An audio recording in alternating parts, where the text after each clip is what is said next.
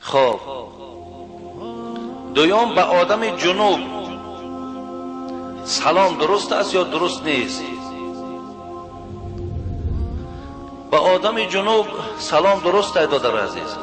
کسی در حالت جنابت قرار دارد، خواه با طریق خانه‌داری باشد، خواه با طریقی که احتلامی شده باشد، با او سلام دادن، سلام کردن درست است. اینا یک نجاست حکمی هست. آدم جنوب در حالت نجاست حکمی قرار دارد، زیرا که اثر نجاست در ظاهر او هویدا نیست، یعنی چیزی در وجود او دیده نمیشه از نجاست. فقط به برآمدن همون آب او در حالت جنابت قرار دارد. برای همین حتی زنی که در حالت حیض است یا زنی که در حالت نفاس است، مثل جنوب وایم گویم که نجاست حکمی در قرار دارد. اگر با آدم جنوب درست نباشه سلام کردن، با زنی که در حالت حیض و نفاس است سلام کردن هم درست نمیشود. زن هم در حالت ماهانه یا زن بعد تولد کردن که حالت نفاس است، اونم در حالت نجاست حکمی قرار دارد. با او هم سلام کردن درست باقی نداره. چی با او سلام کنی چی با آدم جنوب، هر دوش درست در باقی نداره. کمتر در مردم خودمان از وقتش که روی جنوب نبینیم قبیح است، مثال دیدن او کار برار نمیتید، گفته دیگر همینا که در ذهن مردم ما نشسته است، برای همین بسیار در نظر مردم خودمان بد میتابد. و ایلا سلام کردن درست است. حتی بینید در ماه رمضان میگد آدم از خوابش میخیزد در حالت جنابت، اگر آبازی کند صبح میدمد، زی خاطر میگد به خاطر آن که چیز تناول کند همون دستش میشود، میاد همراه دیگرها خوراکش میخوره، بعد خوراک بعد رفته سر بدنش میشود. یا حضرت عایشه مادر ما میگد بسیاری وقت پیامبر خانه‌داری میکرد، در حالت جنابت خواب میکرد همراه من تا سحر. این سخن حضرت عایشه مادر ما نه. حاضر اگر ما و شما گویم یک کسی که بچه میچگه پینه یک بار خانه‌داری کردی خواب کو، بعد سحر میخیزی مقصد سر بدن تمیشوی، یگان کس ممکن با یگان مولای دیگه پیدا شد میگه اگر نکشاو مردی حرام میبری. این خیلی میگن، ولی نه حرام میبری دادر عزیز، بلکه انشاءالله همون عملهای نیکی که کردی، همون ایمانی که داری به همون ایمانت پیش خدا میره. بودی حالتی بود پیامبر در همین روبرو شیدگی بودن. خب دیگر سوال، در توی ها قلنفر طلب میکنی، قلنفر نمیتین، میگن که بین زن و مرد جنگ میشود یا جدایی میشود. داملا همین هم فهمونی.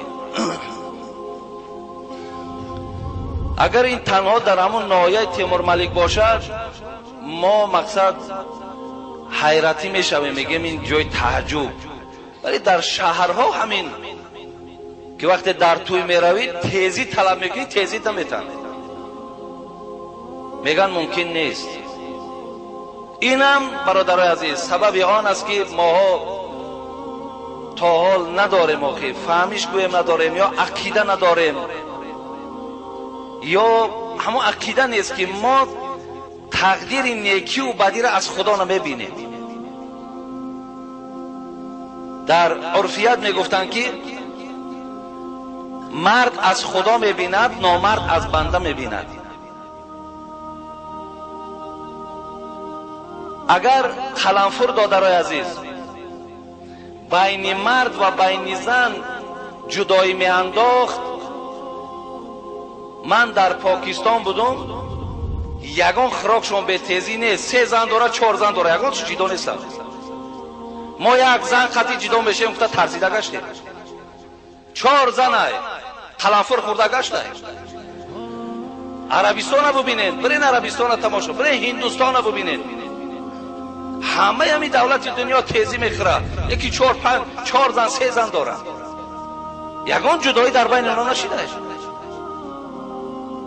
انامینم حسابی گویم که ایمانهای ضعیفی ما که ما از همینا میترسیم.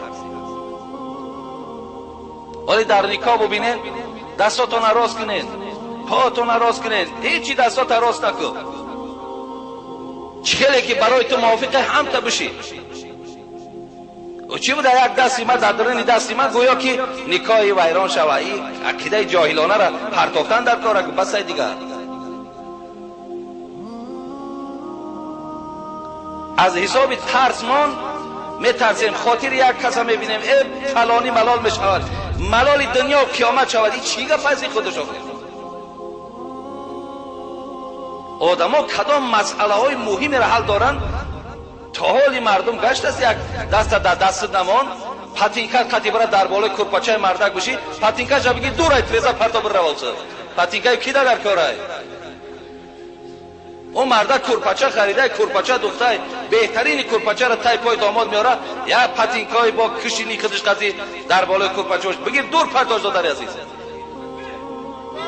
نیست اینا عقیده ما نیست، از اسلامی ما نیست، اینا از دین ما نیست دادر عزیز. یک بار باور که مردم از تمام چیز ترسانچه کردن.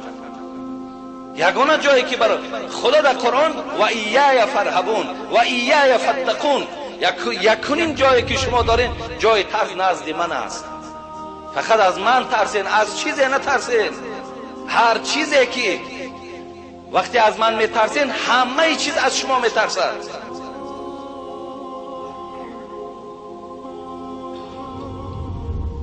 برای من دادره عزیز در تویهاتون هم قلنفر دادن یگان جای و یک حدیث پیامبر خواندم که کسی که برای اشتهای یک برادر مسلمان طعام آماده میکند، پیامبر برای این کسا از نام خدا گفتند که خداوند برای این گونه شخص در جنت قصر را بنا میکند.